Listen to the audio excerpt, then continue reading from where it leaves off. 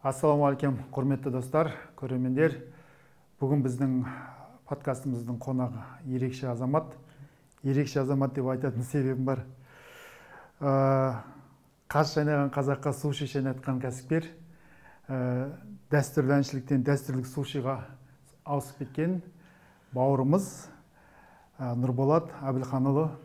Қош келдің бүгін біздің бағдарламаға. Қош көрдік. Жалпы енді бірінші сұрағым, жаңағы айтып кеткендегідей, дәстүрлі әншіліктен дәстүрлі суши мастері болуға қалай өтіп кеттіңіз? Армысыздар, құрметті қонақтар. Бірінші бәке, өзіңізге рахмет. Подкастқа қонақ шақырғандарыңызға, жұмыстарыңызға, кәсіптеріңізге Алла берекесін берсін. Енді әуелі Алла, енді тағдырдың басымызға жазған солай шығар. Дәстүрлі әнде 8 жыл дәстүрлі әнді оқыдым, кәсіби әнші едім, магистратураны бітірдім. Аллаға шүкір. Біраз конкурстарға қатысып, топта жарып жүрдім. Білмеймін, үйлендім. Отбасылы болғаннан кейін жаңағы өнер адамдарының, қазіргі замандағы өнер адамдарының маған дәрежесі ұнамайды. Өйткені бірінші біздің ұстазымыз бар, Алматов деген. Сол кісінің бір әңгімесі болған, біз Шабыт университетінде оқып жүрген кезде айтты, бұрынғы өнер адамдарын дейді, қалай сыйлап құрметтейтін еді. Бұрын мысалы жырау келсе, әнші келсе, бір жан сал ақан серілер ауылдың шетіне келіп, кәдімгі жататын болған ғой. Жаңағы ат қосшылары жаңағы ауылға шауып барып, ақан келе жатыр, бір жан келе жатыр дегенде, жаңағы бір жан сал деген, қазақта ауру деген белгі ғой. Сол бір жан сал деген белгі, сол ауылдың шетіне келіп еркелеп жатады екен. Ауылдың жастары келіп, ана кісіні көтеріп әкеп, сырмаққа отырғызып, әнін айтқызып, сондай құрметке ие болған өнер адамдары, әншілік өнер. Ал қазіргі таңда ән айтатын адамдардың дәрежесі, ақшаны төледім, босағадан кіріп, әнін айтып, босағадан кетіп қалады. Бір сондай әңгімені түсіндірді маған. Алмасаға негізгі қазіргі өнер адамдардың дәрежесі сондай төмендеп бара жатыр деп. Бірақ ол айналып келгенде адамның өзіне де байланысты. Сол әсерде бір жағынан әсер етті маған. Сол әңгіме де әсер етті маған. Содан кейін отбасылы болдым. Содан кейін өзім бала жандымын. Бала шағамның ертеңмен ән айтып, сахнада ән айтып, жайнап жүргені кімге керек? Бала шағам біреудің қас қабағына қарап отса деген бір ойда келді. Сондай немен бір кәсіп іздеп інім екеуміз. Сол кезде өзім аздап той томалақ басқарып жүрдік. Той томалақ басқарып жүрген бірге Алихан, Асан деген достарым бар еді. Бір команда болып жұмыс істеп жүрген. Солармен де біз ренжісіп қалдық, бір болмайтын жағдайға ренжісіп, сондай бір моментке түсіп қалдық та, маған той түспейді. Өйткені тойды мен тек қана жаңағы достарым арқылы келетін маған. Тойдан да қалдым, жаңағы әншіліктен де сол әңгімеден кейін кішкене қойсам ба, қоймасам ба деген екі ойда жүрдім да, содан кейін бір өнерге деген бір кішкене іштей суи бастадым. Сол кезде жарайды, онда мен өз жолымды іздеп көрейін деп, інім екеуміз күнде жаңағы артымнан ерген жалғыз інім бар, Айболат деген. Екеуміз күнде газеттерді алып аламыз, объявлениені. Кәдімгідей объявление не бар, не жоқ, бәрін ашып оқи береміз.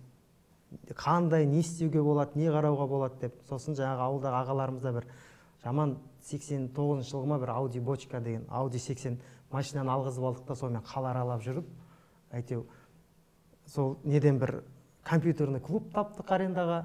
Сол компьютерный клубты болашақта жаңағы 4 компьютерный клуб арендаға алып бір кәсіп бастағандай болдық.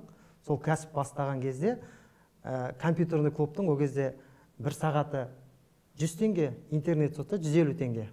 Сол кезде көз алдында 4 компьютерге отырғанда адамдардың бір сағаттың 100 теңгенің қадірін, 150 теңгенің қадірін 2011-12 жылдары мен 100-150 теңгенің қадірін кәдімгідей көз алдымнан өтетін. Өйткені үйіміз жаңағы ашқан компьютерный клубымыз Көкталда болды. Өзіміз сол жағалауда тұрамыз. Өте алыс арасы. Келіп кетудің өзі бір сағат анда, бір сағат кері қайтасың. Сосын тамақ жаңадан үйленгенсің еді. Кейде тамағың дайын болады, алып кетесің. Кейде тамақ болмаған кезде қасымыздағы магазиннен сэндвич алып жейік десек, сэндвич 130 теңге тұрады. Содан кейін ойлап отырам, қазір мен сэндвич 130 теңгеге жесем, біреуді 1,5 сағат енді тегін ойнатып қойғанмен тең деп. Кешкі 8-9-ға дейін інімге ауыстырғанға дейін аштан отырып шыдап кеткен кездеріміз болған. Енді соның сондай бір басқа келген бір қиыншылық екен бір нәрсенің арқасында сөйтіп компьютерный клубтан кейін інім екеуміз кішкене аяққа қойғаннан кейін інім босады. Інім айтты, енді аға өзің істей бересің, мен басқа жұмыс істейін. Екеуміз күніне түседі ана жерде 8-9 мың теңге. Сонда күніне түскен 8-9 мың теңге айын есептесек 240-270 мың теңге, ана жердің арендасы 80 мың теңге, 200 мың теңге бізге былайынан жетеді. Кәдімгідей уже тойына бастадық. Ойбай, енді басқа жұмыс істейік. Өзіміз түнімен отырып келген қонақтармен не ойнаймыз, компьютер ойнап кішкене бұзыла бастағаннан кейін жаңағы мен басқа жұмыс істеп көрейін деп осында Планета Суши деген республика көшесінде ашылды, жаңадан московский не сет. Енді керемет, күнде келеді. Біз күніне 8-9 мыңға мәз боламыз, кейде 12 мың жапсақ, рекорд деп қуанып жүрген адамыз ғой. Інім келеді, аналар бүгін 5 миллион жапты дейді. Біз 8 мың 10 мыңға қуанып жүргенде, бүгін келеді, бүгін аналар 4 миллион жапты, бүгін 3 миллион жапты. Адам жоқ деген күн аналар 2,5-3 миллион жауады. Чектің басы дейді, андай столдың үстінен чековый принтер қойған кезде жерге дейін жатады дейді ғой. Басын жерден іздеп жүресің дейді. Адамдар 1,5-2 сағат күтеді. Асанәлі Әшімов келіп 1,5 сағат сушиін күтіп кетті деп әңгіме айтып келеді. Ананы ашу керек, осы нағыз суши жоқ. Енді кіріп жатқан кезде сол Планета Суши, содан кейін ана Валиханова көшесінде Сёгун деген болды, сол екеу ғана болды. Ойбай, осындай ашу керек деп.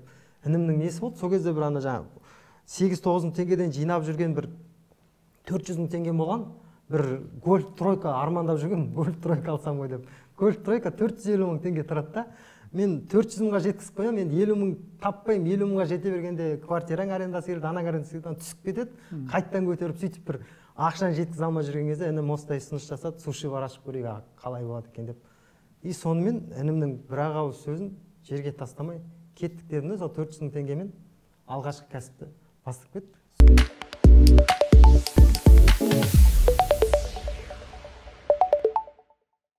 Сушиға бірінші кірген ақшаңыз сонда сіздің 400 мың теңге болып тұр. 400 мың басаңыз. 400 мыңға сонда сіз помещение жаңағыдай оборудованиесімен таптыңыздар ма, или қалай болды, қалай басталды жалпы басталғанда? 400 мың теңгеге енді басында ол өте, бізде енді тек қана не бар, інім екеуміздің бір, білмеймін, ол жақсы қасиет па, жаман қасиет па, біз көп рынокты зерттеп, анализ жасап, қарап жүргенді ұнатпаймыз да. Екеумізге кеп қараймыз да, түйсігімізге қараймыз. Жүретін сияқты ма деймін, ол айтады, жүретін сияқты деймін. Менде де сондай жүретін сияқты болып тұр дейміз да. Тәуекел бастап кетеміз, кез келген нәрсені біз істеп көреміз. Болса болды, болмаса басқасын істей береміз деген сияқты. Сол жағынан Аллаға шүкір тәуекелшіліміз да. 400 мың теңгеге біз оборудование сатып алдық, ол қызық болды. 400 мың теңгеге біз товарлар заказ бердік. Жаңағы 3 мыңдай палочки, ана ауызбен айтқанда не екен да, анау 1000 нори деп заказ береміз. Сөйтсек жаңағы тағы да угір 5 килограмм андай деп 400 мың теңгеге товар алып жатыр. Соның 400 мың емес, бір нақтырақ айтсақ, бір 350 мыңға товар алған шығармыз. Алматыдан жібереміз деді, Алматыдан кетті. Сұрамағанбыз, қаншалықты үлкен ба, кішкентай ма да білмейміз. Інім екеуміз үлкен газель жалдап алып барамыз ана жерге. Үлкен тентовый газель жалдап алып барсақ, сөйтсек 2-3 коробкаға тұрып, кішкентай машинаны багажниге сыятын. Сондай аналарды не күтіп алып тұрғандарын білмейсіңдер ма деп. Сөйтіп алғаш бір осында бір Махаббат деген ағамыз болды. Сол кісінің бильярдный клубы бар еді. Сол кісінің бильярдный клубының бір бұрышын бір 2,5 квадрат метр ма, кішкентай ғана жерден жаңа не алдық. Сол жерді 30 мың теңгеге алғашқы арендаға алдық та. Ешқандай оборудованиеміз жоқ. Бір холодильник бар. Примерно қалай істеу керек екенін білеміз. Қалай жүргізу екенін пока ой жоқ. Ашып көрдік, қалай болады екен деп. Сосын інім әйтеу жаңағы жұмыс істеп жүрген жерден меню кішкене қарап, ұрлайтыны бар деген сияқты өйтіп дизайнерлерін жазады, әйтеу бір меню істеп шығарғандай болдық. Сөйттік те бастап кеттік алғашқа.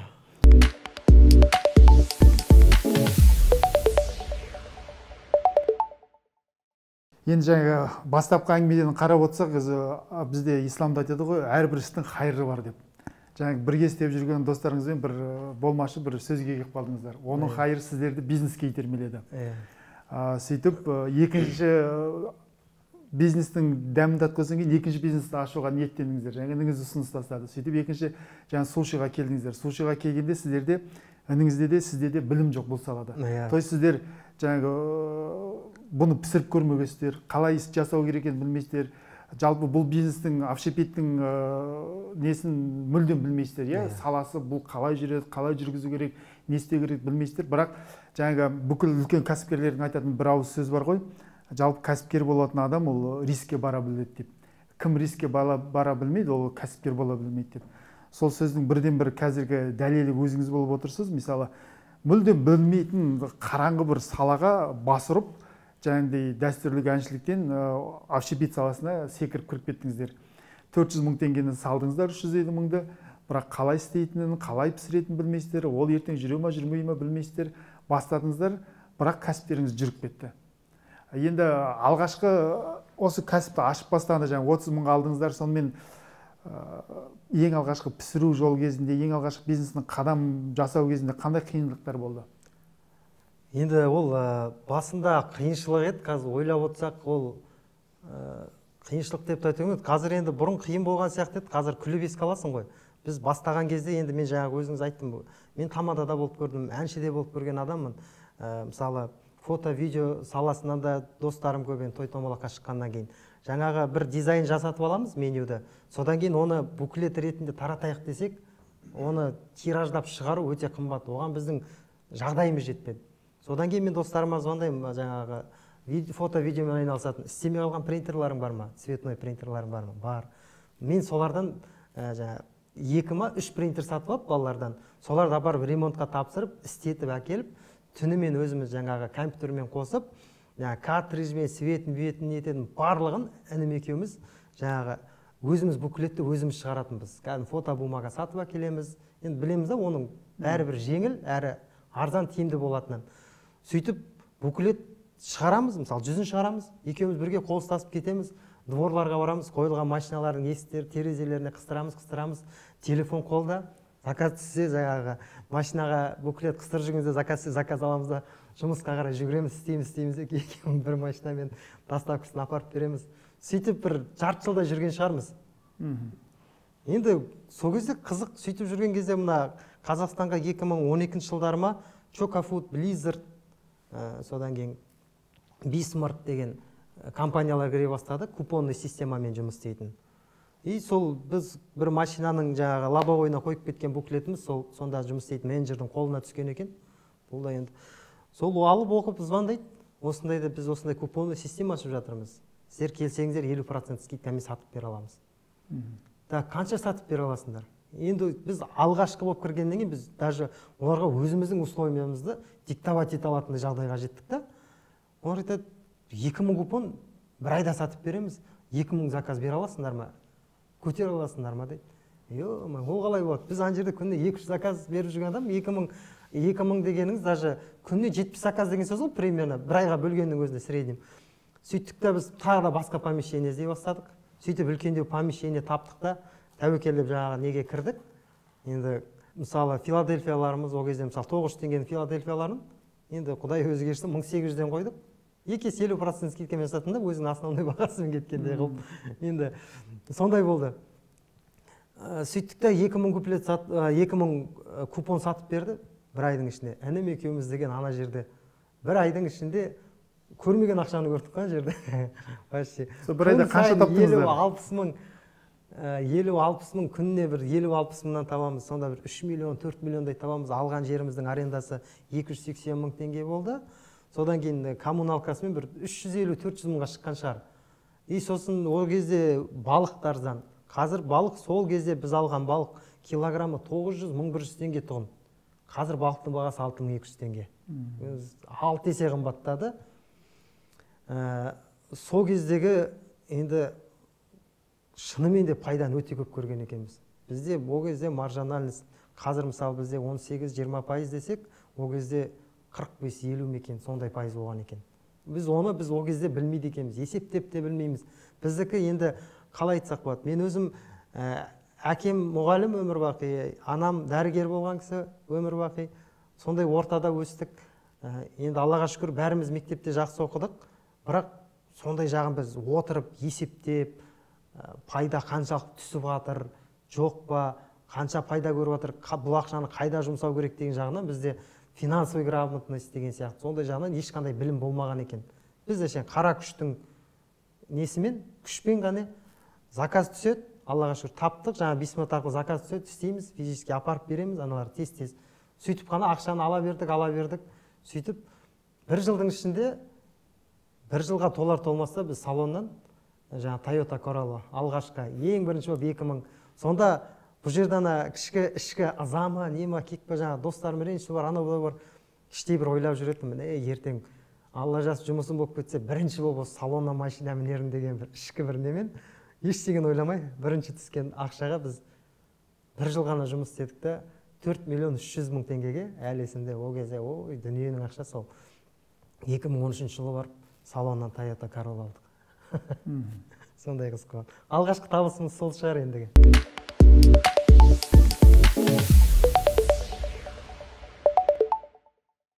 Тура қазіргі таңда, егер тура осы рынокке қайтадан ешқандай білімсіз кіре алар ма едіңіз суши саласына?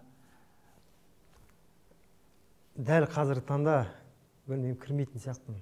Өйткені жаңағы үлкен ағаларымыз бар, мысалы Руслан ағамыз, Сырымбек ағаларымыздың барлығының өз үлкен кәсіп істейтін ағаларымыздың айтатыны бизнесменнің бизнесменге қарғысы дейді да, ресторанный бизнесің болсын деп не дедік. Өйткені ол шынымен де өте ауыр жұмыс деп есептеймін. Өйткені сен каждый жаңа мелочін санауың керек, граммовкасы дұрыс болу, тек картамен жұмыс істеуің, сосын тамақ деген өте не ғой, қиын ғой.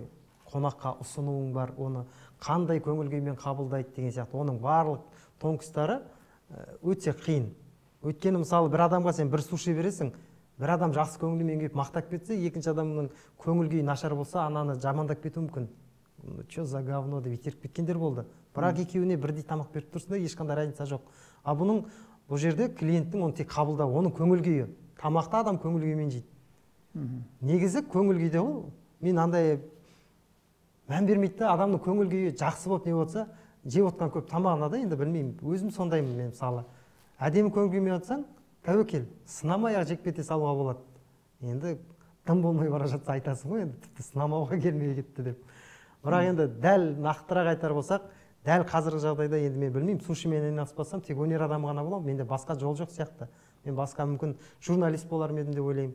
Арманым журналист болып еді, бірақ мен ол жолға түсе алмадым, өйткені оқуымды жаңа тарих пен қазақ тіл әдебиетінің теста орындарын ауыстырып белгілеп жүріп, қазақ тілі мен тарихта мен 3-ке шыққан адаммын. Сөйтіп, мүмкін сондай салаға бір жаққа кетер едім, бірақ дәл қазір 22-де мен суши пиццаға кіре алмаймын. Өйткені конкуренция өте қиын қазір. Қазір екінің бірі аша береді. Бұл суши мен пиццаның қазіргі бір жағынан бір жексұрын бизнестің түрін айналды. Өйткені екінің бірі ашады, екінің бірі оны жауып тастай береді. Кімнен көресің, не істеп көрдің десе, ой, мен братан ана жол бір суши бастап едім, 2 ай істедім де жауып тастадым.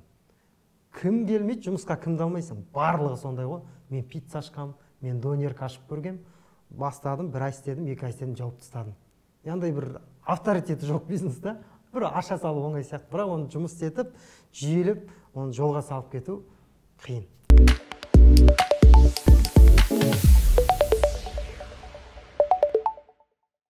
Әрбір бизнес енді өзін-өзі жауып тұру үшін минимальный 6 ай уақыт дейді ғой енді. Хотя бы там басында 1-2 ай минусқа кетуі мүмкін, онан кейін там бір 6 айлай өзін-өзі әйтеуір минусқа кетпей жауып тұрсаң, одан кейін плюске шығуы мүмкін.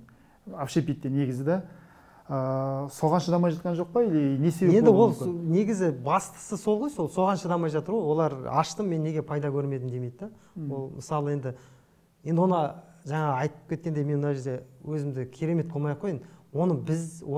Мен 2012-де бастасам да, біз оны, мен сіздерге айтайын, 2022-де ғана түсінген шығармын, 10 жылдан кейін. Бізде де ешқандай анализ жасамай, рынокқа амбициямен, білмеймін, жігер бар, ұрт тұр, сөйтіп кіріп кеттік. Ештеңені зерттеп, анықтап білмедік біз. Заказ қайдан түседі, ешқандай неміз жоқ. Айболат ашайық деді, барып ақшаны құйып аша салдық. Ал одан заказ қайдан түседі? Оны бірінші рекламаны қайтып жасаймыз, ол жағымыз ойлаған жоқпыз. Біз бірінші сушидің нелерін алып алдық, жаңа келген тауарды алып алдық, содан кейін барып ойландық та. Енді заказ істеу керек қой, мыналарды таратып сату керек қой деген сияқты. Сондықтан қазіргілер енді қазіргі заманда енді ақпарат барлығы көзі ашық, жан жақтан іздеуге болады, ютубтан қарауға болады, видео уроктар толып жатыр, бәрін қарап зерттесе болады. Қаншама жаңағы бизнес тренерлер бар, үйтіп қарауына болады да. Бірақ соның бәрін оқи тұра ашып алып бірден пайда таппадым дейтіндер өте көп. Кішкене сол жағынан төзімділік, жігер керек сияқты. Жастарға дегенде өзімде 30-дан астым, жастарға деп айтуға болады, өйткені біз өзіміз 20 жасымызда бастадық қой. Сондықтан сол 20 жасар балаларға айтарым, бойларында күш жігер бар кезде ештеңеден шаршамай, тек қана сеніп, білмеймін, біз реально 6 ай ма 7 ай артында жүрдік, ешқандай пайда көрмей. Мен қазір таңғаламын, біз сол кезде қалай сынып кетпедік осыған деп ше.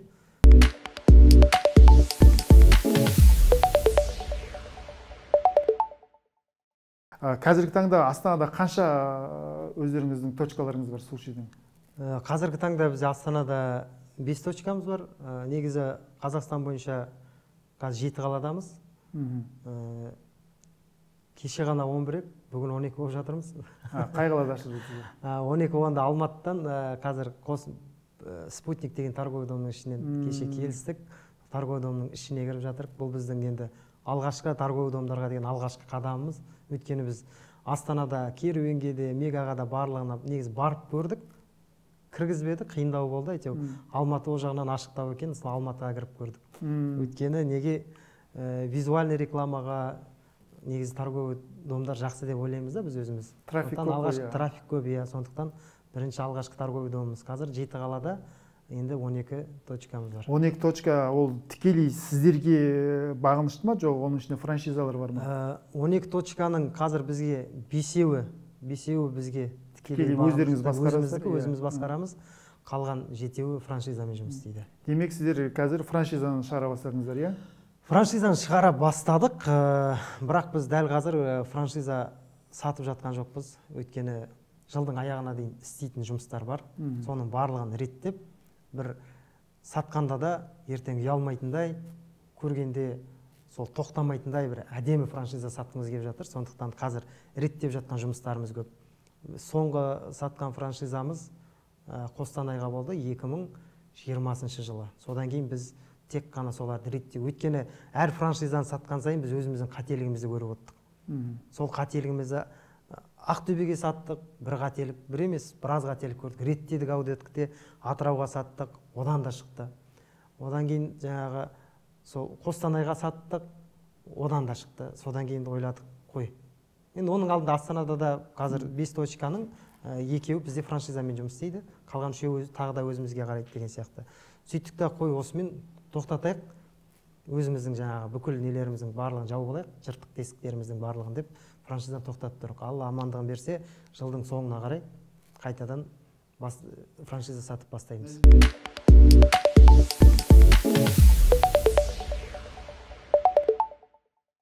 Реттеу бұл қай саладан? Сіздерде менюге байланысты ма, жаңа тағамның ассортиментіне байланысты ма, жоқ систематизацияға байланысты ма, немесе дизайнға байланысты ма, қай жағынан реттеліп жатсыздар сонда? Енді система ғой, барлық систематизация ғой, полностью. Енді бізде Аллаға шүкір енді колл-центр полный автоматтандырылған, о жағына проблема жоқ.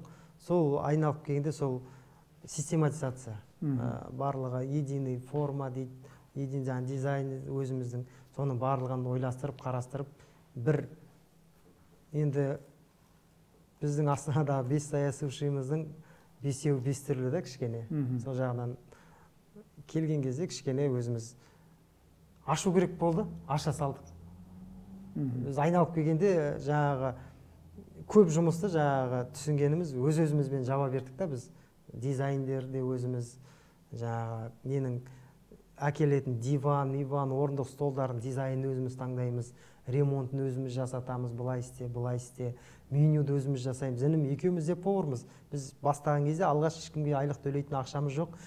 Полностью суши, пицца, салатын барлығын інім де біледі, мен де білем. Енді мен інім сияқты 100% білмесем де, бірақ кез келген сушисті мен өзім заменять етіп, орнына өзім сушист болып тұра аламын. О жағынан ешқандай проблема жоқ. И сол жағынан кішкене обязанностьтарды жан-жаққа бөліп, әркімнің өзінің нелерін ұстатып, сенікі деп бөліп, нақтылап алғымыз келіп тұр. Жалпы делегирование болмаған жерде жұмыстың қарқыны бәсеңдейді. Өйткені адам бір өзінің басына өте көп қызмет алып қойғаннан кейін әрине ол адам фокусы бір жерде болмаған соң кішкене ауыртпашылық түседі. Ауыртпашылық түскен жерде жұмыстың қарқыны бәсеңдейді. Енді сіздерден кейін ашылып, Астанада болсын, жалпы осы суши, пиццаны ашып, бірақ сіздерден қарағанда бір ауқымдырақ таралып кеткен бар ма осындай суши, пицца саласында? Енді ауқымдырақ таралып кеткенде, мысалы, ондайлар енді бар болғанда, енді ол кісілермен, мысалы, жақсы жұмыс істеп жатқан, мысалы, Акадзаки деген суши бар. Олардың ашылғанына қателеспесем бір 7-8 жыл болған шығар. 2016 дейді. 16 дегенде 6 жыл болыпты енді, 6-7 жыл болыпты. Олар жақсы жұмыс істейді. Олардың жақсы жұмыс істегенде енді ішіне кіріп көрмегеннен кейін, оны тағы білмейсің. Ол любой кухняның ішіне кірсең, сырты жылтырап тұрады да, сырты бүтін іші түтін деген абай атамыз айтпақшы. Сондай болып тұруы мүмкін. Енді сондықтан да біз өзіміз ойлаймыз, біздің наоборот сыртымыз түтін сияқты да, ішіміз бүтін сияқты деп ойлаймыз. Өйткені мен өзімнің жасаған жұмысымның, жасаған продукциямның сапасына мен нақты айта аламын. Аллаға шүкір, 100% болмаса да, шамамыз келгенше 80%-дан жоғары сапалы жұмыс жасаймыз біз.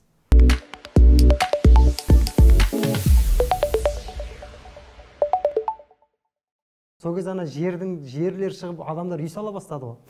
Барамыз, жер сатып аламыз. Бір сол кісіге рахмет айтайын, Бақыт деген апа 1,8 миллионға жер береді рассрочкаға. Біз енді ана кісіге барып айтқанбыз ғой, әке-шешеміз бар, бір үйдің 8 баласымыз, екеуміз жұмыс істеп жер алайық. Ана кісі үлкен кісі, әке-шешелеріңе деген құрметтеріңе ырза болып, сендерге рассрочкаға беремін деп, ана кісі рассрочкаға береді да, бір жылға ай сайын өздерің беріп отырасыңдар, там 120 мың ба, сөйтіп беріп отырыңдар деп, сөйтіп келісіп кеткен жерді біз түскен ақшаны оборотқа жібермей, түскендей беріп, 1,5 айда ма жауып тастадық қой, 1,8 миллион теңгені жауып тастап, үй салдық. 2014-те ма үй салып бастадық. Ақшамыз бітпейтіндей. Енді сол кезде тағы да бір қателік, біраз ақша жинадық, үйттік та үй салдық. 16-та 19 ба, 380 квадрат. Бірінші этажы 3-3, екінші этажы 3 метр потолок. Ол кезде енді примерно хан сарайындай қылып салып жатқан түріміз енді анау. Бүкіл ақшаны анаған құйдық та, сөйтіп құйып, үйді бітіре алмадық. Үйді бітіре алмай, уже ақша бітіп, не істеріміз білмей жатқан кезде доллар алады да 180-240-қа көтеріледі. Біз долларға өте привязанбыз да. Біздің жаңа товарымыз барлық шетелден келеді, Европа, жаңа Норвегиядан келеді, Чилиден келеді деген сияқты. Доллар, рубльға біз қатты байланысты болғаннан кейін, жаңағы неден 1100 теңгенің балығы резко 3700-ге көтеріледі. Өзіңіз ойлаңыз, 1700-ден біз бір коробка балықты, мысалы, қанша 15 мың теңгеге алсақ, ана жерде бір балықты біз 15 мың, 16 мың теңгеге алуға мәжбүр болдық, бір балықты. Ал біз бір күнде 3-4 балық сатамыз. Бағаны өсірейік десек, қайтадан не жасату керек, полный меню жасату керек, звондаған клиенттердің, ол всегда баға өскен кезде бір 20-30% заказың түседі, қайтадан халық соған үйренгенше. Сол кезде өзіміздің жаңағы ол жерде басқа бір Жангелдина деген көшеде бір гостиница болды, соның астында келіп отырдық, 300 мың теңге арендан төлей алмай, сондай жағдайға жеттік. Үй қалды жайында, сырттарын жауып тастап қалды. Сөйтіп арендан төлей алмай, біз ойладық, жарайды енді бір 2 бөлмелі квартира снимать етіп алайық.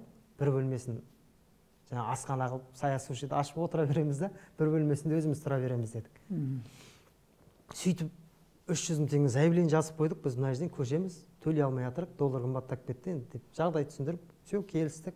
Сөйтіп отқан кезде бәйтеректің алдына Дом министерствоға доставка жасап, інім екеуміз қайтып келе жатсақ, Нұрсаянның алдында бір помещение тұр, сдам в аренду деп. Енді армансыз адам қанатсыз құс дейді ғой. Сол жерден өткенде інім екеуміз үнемі армандап өтетінбіз. Мына жерден бір бұрын жұмысымыз жүріп тұрғанда армандайтынбыз. Мына жерден бір сая сушиді ашсақ, бәйтеректің түбінде 200 метр жерден шіркін деп армандайтынбыз. Енді арманымызға қол жететін кез, біз наоборот кішірегімізге жағдайымыз болмай жатқан кезде анау алдымыздан шығып тұр ғой, тағы да бір андай сондай моментке түстік та, қиын моментке түскен кезде аренда дейді, звондасақ 1 миллион теңге дейді арендасы. Інім айтамыз, 300 мың теңге төлей алмай отырып, 1 миллион теңге аренда дейді. Інім екеуміз айтамыз, бұл енді біздің арманымыз ғой, не істейміз?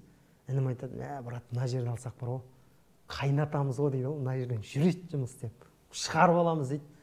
Сосын мен айтамын, маған да сондай болып тұрған сияқты деймін. Сөйтеміз де жаңағы мына жүрген машинаны продажаға қоямыз, сатамыз. Асхат деген досым бар еді, ол 1 миллион теңге кредит алып береді. Сөйтеміз де бір жаңағы машинаны біз 3 миллион 900-ге саттық. Миллион теңге кредит алып берді, 5 миллион теңгемен ана жерге кіріп кеттік, миллион теңге арендасын төледік, миллион теңге депозитін құйдық. Қолымызда 3 миллион теңге қалды, 2 миллион 900 мың теңге. 2 миллион 900-ге полностью ремонт жасап, диван-сиван қойып, 2014 жылдың сәуірдің 1 күні жаңағы Нұрсаяға кірдік біз. Мен қазір мына сіздің айтып отқаныңыздан түсініп отқаным, кәсіпкерлік негізі бір бар болған болып тұр ғой. Жалпы бүкіл әлемдегі үлкен кәсіпкерлердің бәрі айтады да, өсетін кәсіпкер кризис кезінде өседі дейді да.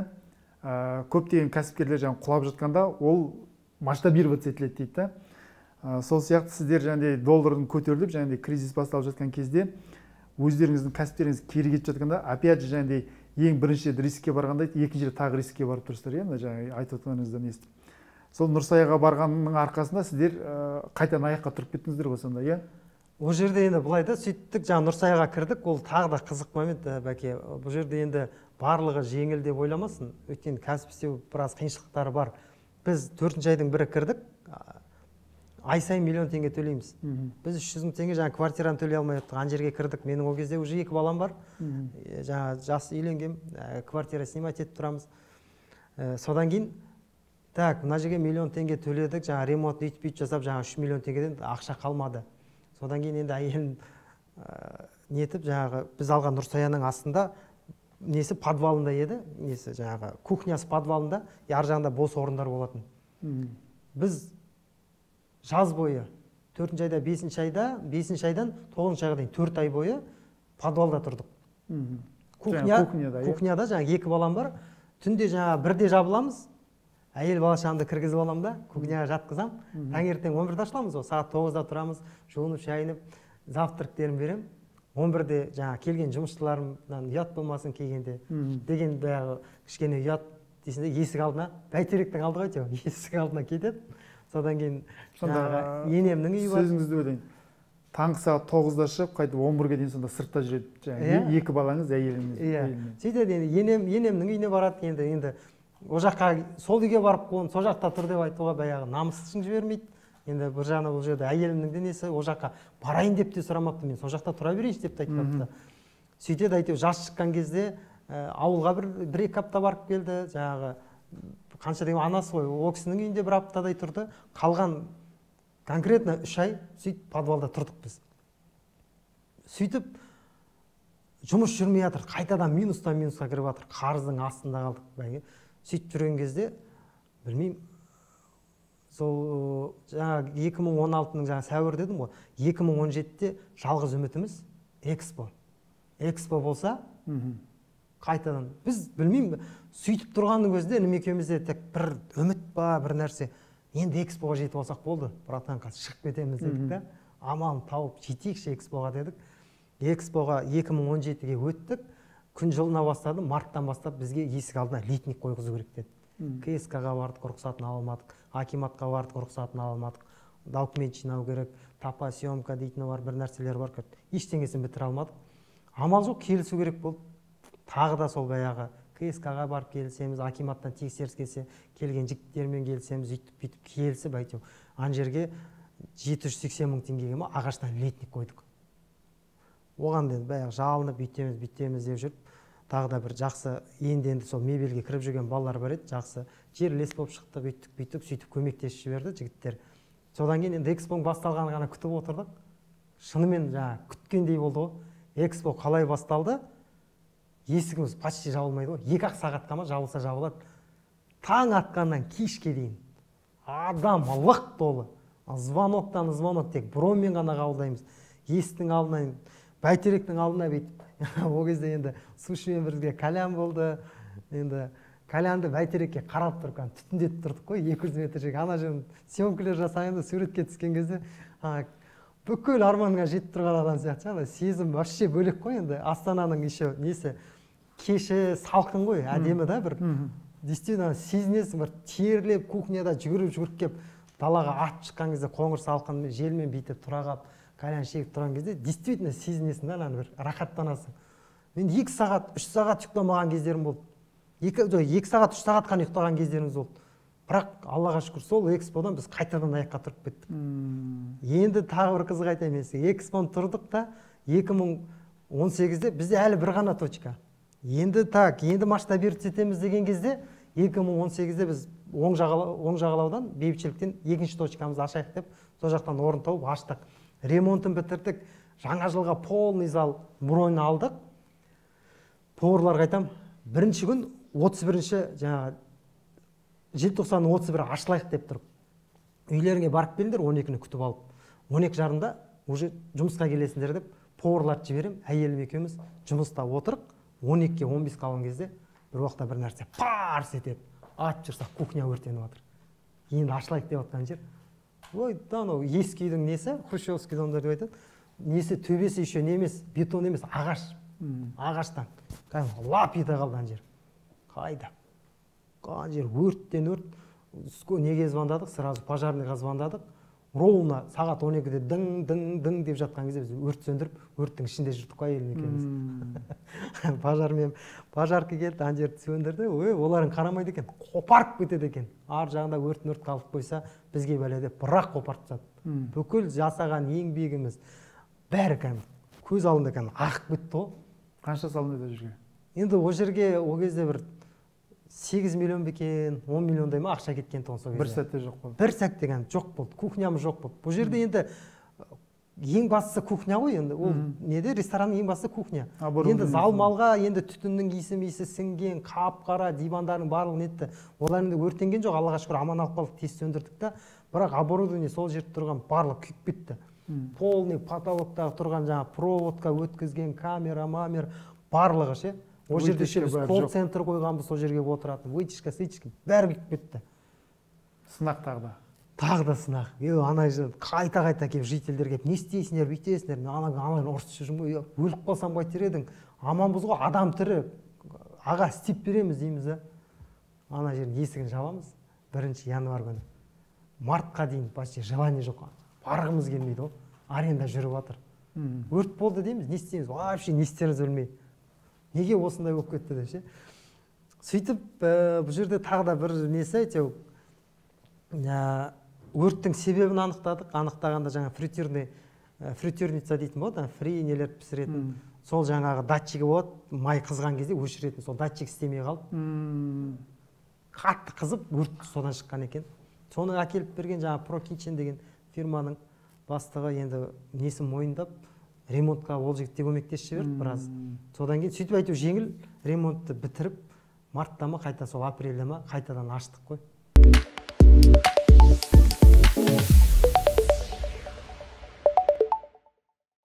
2017-де экспо болды, Нұрсаядан сіздер определенный ақша жасадыңыздар, иә? Өздеріңізге подушка. Подушка жасадыңыздар, сіздерде мүмкіндік болды екінші точканы ашуға. Екінші точкаға определенный ақша салдыңыздар, ол күйіп кетті, 3 ай ол арендасын әншейін төлеп тұрдыңыздар. Қайтадан ашуға сол подушкаларыңыз сонда жетті ма? Жоқ, қайтадан ашуға подушка жетті ма деген жаңағы Руслан деген жігіт. Pro Kitchen. Иә, Pro Kitchen. Сол жігіт дәл айта алмаймын нақты қанша берген. Енді інім тығыз байланыста ол жігітпен.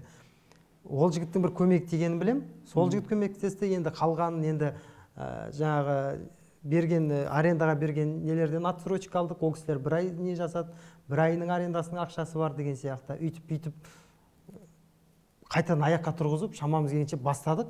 Бастаған кезде уже проверка басталды. Жаңа үстіміздегі жителдер кішкене жалоба жасады.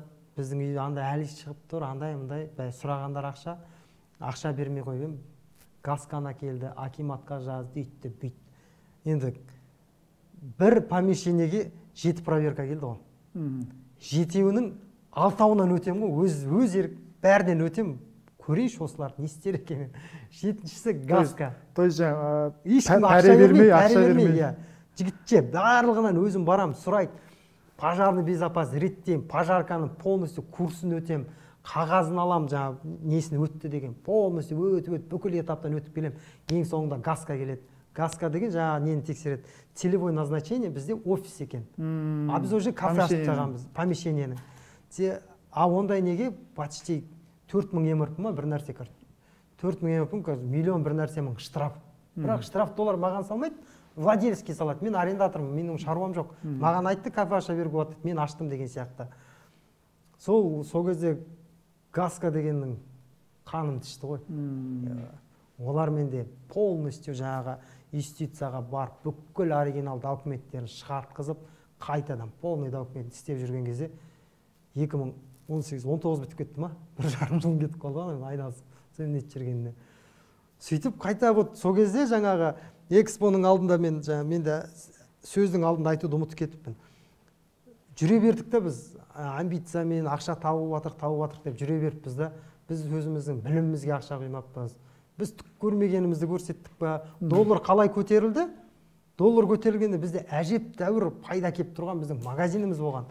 Кәдімгі морепродукты сататынбыз. Мен Астанадағы нормально өсіп келе жатқан бір 10-15 суши барды еще немен товармен қамтамасыз етіп тұрдым. Мен вообще тоқтамайдым, машинаға салып алам, 10 000 теңгеге товар берсе де доставкасына өзім апарып беріп, ақшасын үстіне кішкене 5-10 теңгесін қосып істеп жүрдім да.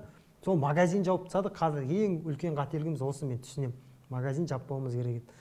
Сол барлығы сол кішкене сауатсыздың кесірі. Сөйтіп отырдық, жаңағы Нұрсаяға барып 6-7 ай жұмыс жүрмей отқан кезде інім екеуміз кішкене іздене бастадық. YouTube қарай бастадық сол кезде. Анализ изучать ете бастадық. Так, подушка керек екенін түсіндік. Осындай, на всякий случай жизни осындай нелер керек екен. Барлығын ізденіп 2018 өртті өтіп, бүйтіп экспо өткеннен 2019-дан кейін ғана бүйтіп ақырын басымызды көтеріп келіп отқан жағдайымыз осы.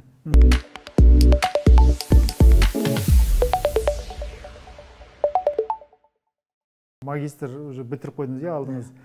Енді бұл жаңа өнер саласында алған біліміңіз, осы жалпы общепит саласында сонда білім алдыңыздар ма? Общепит саласында білім алған жоқпыз.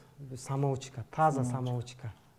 Жаңағы проверка дегенде олар қарамайды ма? Или сіздер просто жаңағы бизнестің владельцы ретінде ғана қараласыздар? Жоқ, проверка болғанда, мысалы бізден пожаркадан келеді. Олар бізден диплом сұрмайды, келеді.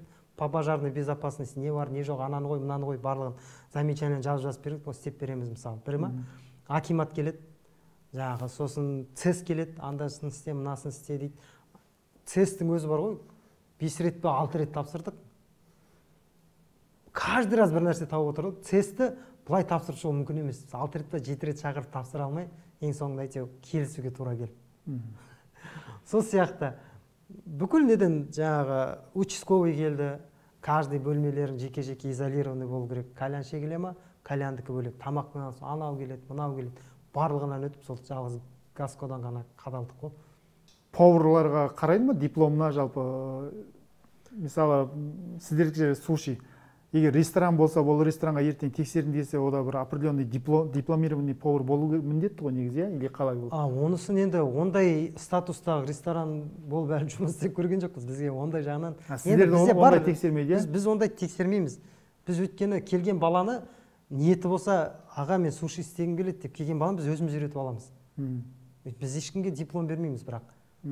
Олар, Аллаға шүкір, диплом бар адамдардан. Осы уақытқа дейін үкімет тарапынан сіздерге келіп, именно суши бойынша дипломдарыңыз бар ма деп ешкім сұраған жоқ? Ешкім сұраған жоқ, ондай сұраған. Нақты бүгінге дейін қанша жыл болды істеп жатқандарыңызға? 9 жылдан асты, 10 жыл болады Алла жазса. 10 жыл жетті. 10 жылдың ішінде Астанада сіздердің сушиларыңызды жеп уланған адам бар ма? Бар. Енді ол уланған дегенде бір жылына бір жалоба түседі. Ол міндетті түрде ол болады. Міндетті түрде дегенде былай ғой, мысалы, мен қазір бір жерден тамақ ішем, менде де өзім уланам, мысалы жағдай болды да, мен өзім обед ішем, кешкісін тойға барам, тойдан да тамақ ішем да, түнде уланып ұйықтаймын. Оянсам, уланып қаппын, құсып басым ауырып жатыр. Мен кімді кінәлаймын? Ужин ішкен жерімді ме, әлде обед ішкен жерімді ме? Тағы түсініксіз да, оған экспертиза жасалу керек, полностью анықталу керек. Сол сияқты, мысалы, мен кеше сіздерден тамақ іштім дейді. Сосын айтасың, апа, енді кеткен шығыныңызды көтерейік. Бірақ тағы қайдан тамақ іштіңіз? Оның алдында көшеден андай алып жедік, мындай алып жедік деген сияқты нәрселер болады да. То есть бұл дәлелденбеген. Ешкім нақтылап, осы сушидан болып уланыпты деген қағаз әкеп ешкім бетімізге басқан емес. бірақ сіздердің кесірлеріңізден уландық деген жалобалар болды. Оны жасыратын жоқ, ондай болды. Ашық айтып отырсыз, иә? Оны ашық айтып, бұл меніңше бәр жерде болатын сияқты. Жалпы бұны мүлдем болдырмау мүмкін нәрсе ма? Мүлдем болдырмау. Мысалы, сіздерде қазір 12 точка ашылдыңыздар ғой, және систематизацияның ішінде, мысалы, контроль качества дейтін бар, иә?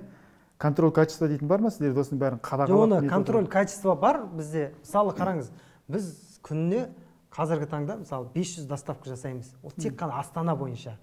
Сонда біз 500 үйге тамақ апарғанда күн сайын, оны 3 адам, 4 адам жеткенде, біз күніне 2000 адам біздің сушиміз жейді екен. Бірақ ол 2000 адам сушидан бөлек не жеп жүрген білмейміз. Ол суши өткені улануға өте не? Күріш өткен ол жаңағы уксустан жасалынады, жабыстырылатын өзі нелері бар. Ол сушиді біз болады Қосшыға кетіп бара жатыр едік дейді, түнгі 12-де алып кетеді, ертең қызымның туған күні еді, сол таңертең суши берейін. Ей, аға, бермеңіз. Суши максимум 2 сағат тұрады. 2 сағаттың ішінде жесеңіз жеңіз, жемесеңіз лақтырып тастауыңыз керек. Холодильникте тұрғанда край 3-4 сағаттан асырмаңыздар сушиді десең, тәуекел дейді да. Ничего, мен қызым суши жақсы көреді, алып кетеді күшпен. И содан кейін сол адам уланып қалса бізді кінәлайды. Жаңа сіздерде контроль качества нақты немен айналысады? Контроль качества доставканың уақытты жеткізбеуімен, кейде сушилар енді доставка болғаннан кейін асығасың. Мысалы, доставканы мысалы біз 1 сағатта жеткізуге тырысамыз. Мысалы, бір курьер бір үйден болады 3 заказ шығады да, мысалы, бір үйден дегенде мына үй, келесі үй, ана үй деген сияқты. Мына үйдің клиенті барасың заказын да келіп тұрмын десе, ой, карточка менде келе жатыр, күте тұрыңыз дейді да, 15 минут күттіріп қояды. 15 минут күтті ма, анаған уже 15 минут кешігіп жатыр ғой. Манау жүгіреді анаған. Азат штрафын нетеді, нарушениесін жасап тұрып, анаған барған кезде анау айтады, ой, я не знаю, не я заказывала дейді. Заказ берген адамға звонысын, телефонын алмайды. Ой, ол жұмыста шығар дейді. Үйтеді, ананы тағы 15 минут күтесің. Да, я заказывала, дайте трубку дейді. Папасына телефон берсің, папа, прими это, я заказала дейді. Жарайды дейді, ана кісі алып қалады заказ. Сөйтіп жүрген кезде, мысалы, суши кейде құлатып та алуы мүмкін. Енді человеческий фактор ғой. Қатты жүрген шайқалған кезде, мысалы, пиццалар кішкене жиналып қалуы мүмкін деген сияқты. Сондай кезде суретке түсіріп клиенттер жібереді. Че за вид, анау деп. Сондайлармен айналысамыз. Контроль качества. Жаңағы өзінің түрі непрезентабельный дейді. Түрі лайықты болмаса, өзінің түріне, суреттегідей болмаса, майы көп, мынау пережаренный дейді, андай дейді, неше түрлі жалобалар болады. Мынан дәм ұнамады дейді, мынан иіс шығып тұр дейді. Сондайлардың барлығына моментально негізі реагировать етіп, соған қараймыз біз.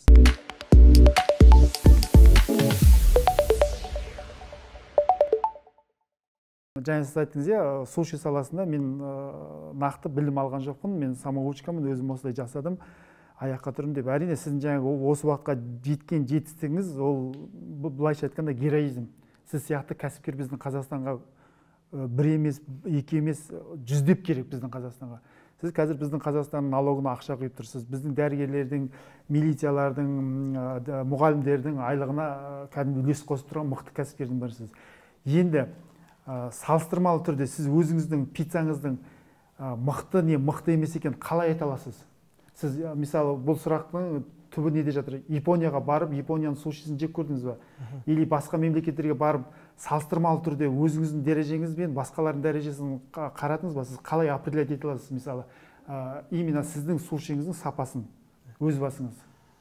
Енді бұның барлығы енді жаңағы клиенттерден, мен оны бір жағынан оны білетін себебім, бәке, біздің теста, мысалы, біреуге қалың теста ұнайды, біреуге жұқа теста ұнайды. Біз жұқа тестамен жұмыс істейміз. Екіншісі, біз осы күнге дейін біздің ең үлкен қателігіміз шығар. Біз осы күнге дейін ешқашан рекламаға ақша бөлмеген адамбыз. Ешқашан рекламаға көк тиын шығармаған адамбыз. Вот реально. Біз рекламаны енді қолға алып бастап жатырық. Таргетированный реклама сайттарға, Google нелерге енді бастап жатырық. Сондықтан реклама болмағанда бізде сарафанный радио деген өте қатты жұмыс істейді. Біздің кезімізде енді ол кезде тек қана буклет тараталдық, Инстаграм біз басталмаған кезде сол сарафанный радиомен ғана бүйтіп, анау айтты да, сая суши жақсы екен, анау айтты, бүйтіп, мен заказымыз көбейіп кетті, қазір 500-ге жетті.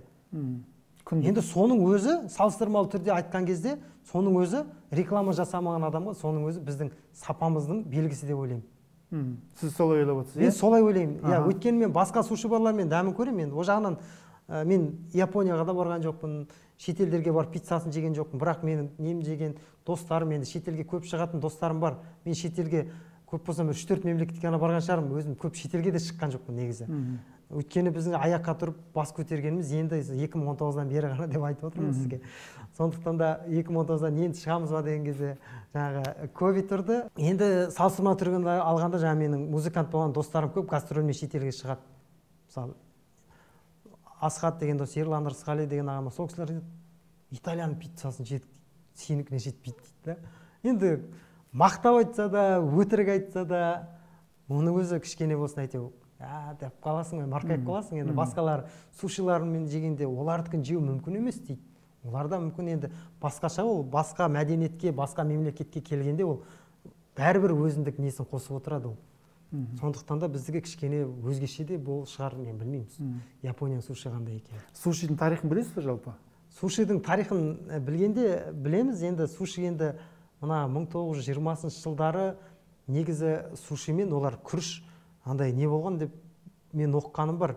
Күрішпен олар бір нәрсе сақтайтын. Балықтың етін сақтаған. Балықтың шикі күрішпен олар холодильник бір нәрсе көп нелер сондай немен басталған екен да. Солай деп шыққан тарихтарын оқығам. Біз енді бір жағынан қалай айтса болады, мен өнер адамымын да, мен сушиға деген немізді інім екеуміз жұмыс істегеннен кейін, мен інім қанша дегенмен тірегім, көп шаруаны інім істейді. Мен сыртқы жаңағы операционкасын аралассам, ол ішкі несін барлығын інім зерттеп, інім қарайды. Мен өнер адамымын ғой енді. Мен өнер 8 жыл оқығаннан кейін мен домбыраны ұстамай, ән айтпай кеткен бір себебім өнер деген өте андай нәзік нәрсе да. Мен қазір біреумен отырып, достарым шақырып алып, ән айтсам, мен бір апталап қуып кетуі мүмкін. Қуып кеткенде қалай?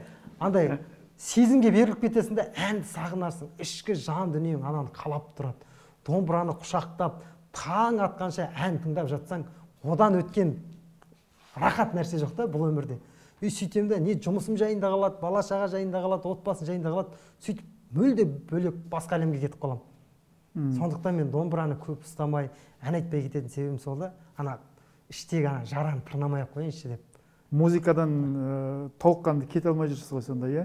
Солай деуге болады. Жан рахатын музыкадан аласыз ба сонда? Жан рахатын негізі музыкадан аламын ғой. Жан рахатын әлі сушидан алмайсыз? Сушидан ала алмаймын. Бірақ суши сізге кәсіп ретінде ақша келіп тұр. Кәсіп ретінде ақша кетті, енді ана көбісі айтады ғой, сен шын тәніңмен жақсы көріп жұмыс істесеңіз, саған ешқандай пайда әкелмейді деп. Мүмкін енді 10 жылдың ішінде, 10 жыл емес, жаңағы 5 жылдың ішінде де керемет үлкен жетістікке жетіп жатқандар бар. 1 жылдың, 2 жылдың ішінде де жетістікке жетіп жатқандар бар. Кейде бір ойлаймын да, мүмкін соның әсері мүмкін шынымен де сол шығар деп. Мен білем енді, суши қазір менің тіршілік көзіме айналды. Мен өзім білем, табысым білмеймін енді. Құдай білсін, ары қарай ғұмырымыз не болатын, бірақ ближайший 10 жылда мен бәрібір табыс көзім суши болып қала беретініне сенімдімін да. Бірақ соның өзінде деген менде бір шынайы махаббат жоқ, бірақ жұмыс ретінде істеп жүрмін. Табыс көзі ретінде ғана қарап отырсыз. Иә, балаларым айтады, әке, домбыра үйретші дейді. Мен оған үйретейін десем, өзім ауырам да, үйретпеймін.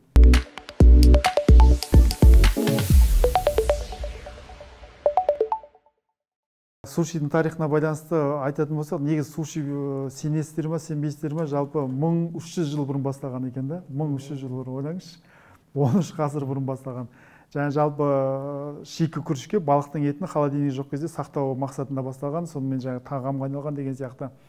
Енді жалпы суши жеудің өзінің мәдениеті бар екен. Мәдениет дегенде бұл сезонға бөлінеді екен. Мысалы, Японияда сол шыққан жаңағы Қытай мемлекеттерінде мысалы белгілі бір балық белгілі бір уақытта ғана желінеді. То есть жаңағыдай январда мына балықтың суши желінеді, мартта мына балықтікі, там апрельде мына балықтікі, июньде мына балықтікі. Бізде Қазақстанда бұған қарай ма, әлде жыл 12 ай бәрін алып жей бере ма? Негізі біздің суши негіз сезон талғамайды. Негіз любой общепит сезон талғамайды ғой. Өйткені мен қыста қарды мазырақ ашады, жазда көп ашады деген жоқ қой. Қарын бір уақытта менше дұрыс адам несі аша береді да. Ондай сезонмен бөлінбейді. Сушиімізді қалай саттық солайына сатып жүрміз. Ондай жоқ, жаңағы айтайын деген жаңағы сорттарын білмеймін ғой, енді жаңағы Филадельфия дейтін бар, сосын тағы әртүрлі жаңағы. Жоқ, бұл жер енді суши негізі көбінесе андай на любителя ғой. Мысалы 2-3 рет жеп мен сушидің кайфын түсінбедім деген адамдар көп. Ортамда да, мен енді кішкене қазақи ортамен араласам да, олар қазақи ортаға негізі суши өте қатты сіңе қойған жоқ. Енді кіріп жатыр.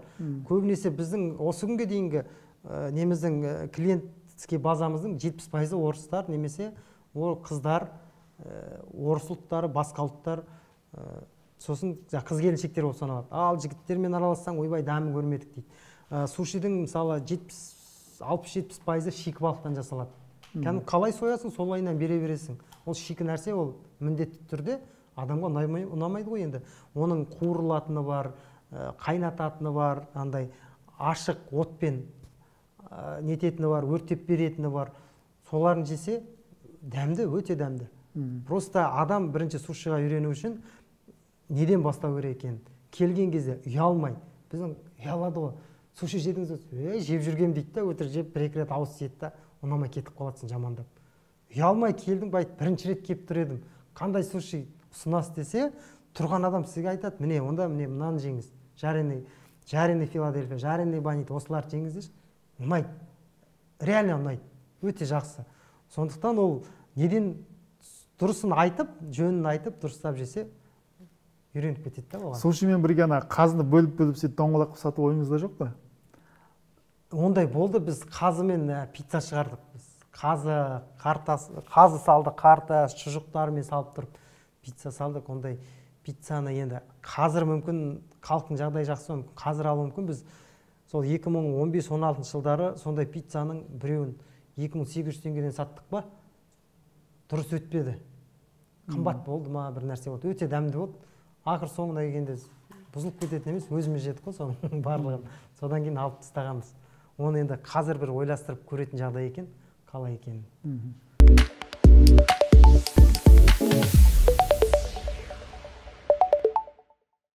Өздеріңіз естіп, бағанан бері көріп отқандай, кәсіп жасау жалпы ол оңай емес. Кәсіп жасау ол табандылықты қажет етеді. Ол былайша айтқанда ерлікті қажет етеді. Табандылық деген бір синоним, ол ерлік. Сосын ол рисковать етуді жақсы көреді. Сосын еңбекқорлықты қажет етеді. Өздеріңіз көріп отырсыздар, інісі екеуі табандап, айлап, жылдап жасап жатқан кәсібінің соңына түсіп, қандай қиындық кездесе де, қандай қиындық болса да, алған бетінен қайтпай, бүгінгі күнде нәтижеге жетіп отыр. Енді Нұрболат бауырым айтатыным, кәсібіңіз өркендей берсін, өсе берсін. Бүгін келіп, жалпы өзіңіздің жүріп өткен жолыңызбен бөліскеніңізге рахмет. Артымыздан өсіп келе жатқан іні буындар сіздерге қарап кәсіп ашам десе, олар түсіну керек та, кез келген кәсіп, кәсіпкер деген ол ат жақсы. Біреу баяғыда бала кезімізде кәсіпкер деген бір ол бірен-саран адам сияқты болып ойлайтынбыз біз. Кәсіпкер болу үшін бір ерекше адам болу керек деп. Қазір ол ұғым өзгерді, барлық адам кәсіпкер бола беруге болады дейтін ұғым қалыптасты, бірақ сол ұғымның артында кәсіпкер болу үшін еңбек ету керек екенін ұмытпау керек та. Соны жаңа сіз екеуміздің сұхбатымыздан жастар болсын, осы кәсіпке аяқ қадам басайын деп отқан адамдар түсінді деп ойлаймын. Еңбектеріңіз гүлдене берсін, өсіңіздер, өніңіздер. Бүгін келіп сұхбат бергеніңізге рахмет. Енді тағы бір қысқаша өз тарапыңыздан осы кәсіп ашайын деп жүрген, кәсіпке қадам басайын деп жүрген адамдарға не айтар едіңіз? Енді айтатыным, ештеңеден қорықпау керек, тәуекелшіл болу керек. Ана ойланып, көп толғанбай бастап кету керек. Ең бастысы бастап кету керек, қалған өз ретін тауып алады. Ана сен жолға шық, жол өз апарады деген сияқты ғой. Сен кәсібіңді баста, өзің жолын тауып аласың. Тек қана фокус, внимание ештеңе жоғалтпай, сол кішкене кәсібіңді ойлап, артынан бір жарты жыл жүрші. Өзі неде нәтиже өз артынан өз-ақ қуып жетеді сен. Сондықтан ең бастысы тек қорықпай бастап кету керек қой. Бастап кету қиын. Әуелі бұл шіркінді бастау қиын, одан кейін тастау қиын дейді ғой. Естай атамыз. Сол сияқты бастап кетсеңіздер, қолдарыңыздан бәрі келеді. Сіздерге рахмет, шақырғандарыңызға бәрі керемет болды. Алла разы болсын, рахмет, амандық болсын.